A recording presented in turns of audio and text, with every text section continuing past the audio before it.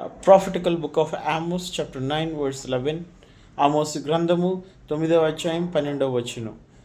English Telugu 11 and 12. So పూర్వపు రీతిగా దానిని మరలా కట్టుదును.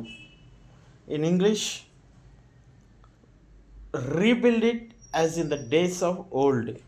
దేవుడు సెలవిస్తూ ఉన్నాడు, నేను మరలా ఇదివరకు ఏదైతే పూర్వపు రీతిగా నేను మరలా కట్టబోతున్నాను. ప్రియ దేవుని బిడ్డ, నీ జీవితంలో ప్రారంభంలో నువ్వు ఏ విధంగా అయితే సమాధానం కలిగి ఉన్నావో, ఏ విధంగా శాంతిని అయితే కలిగి ఉన్నావో, ఏ విధంగా దేవుని యందు భయభక్తులు కలిగి ఉన్నావో, లేదంటే నీ కుటుంబం కూడా పూర్వపు దినాలలో అన్నిటిని అనుభవిస్తూ మంచిగా ఉండి ఉండవచ్చు.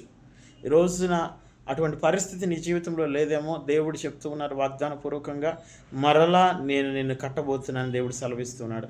నీ ఆర్థిక పరిస్థితిని మరలా కట్టబోతున్నారు. నీ ఆరోగ్యాన్ని దేవుడు మరలా కట్టబోతూ ఉన్నారు. ఇదిగో నీ కుటుంబంలోని సమాధానాన్ని దేవుడు కట్టబోతూ ఉన్నారు. నీ కుటుంబాన్ని మరలా ఇదివరకటి రీతిగా దేవుడు ఆశీర్వదించబోతూ ఉన్నారు. కాబట్టి దేవుని వాక్యమును పట్టుకొని ప్రార్థన చేయండి. దేవుడు మిమ్మల్ని మరలా ఇదివరకటి రీతిగా కట్టునుగాక. ఆమేన్.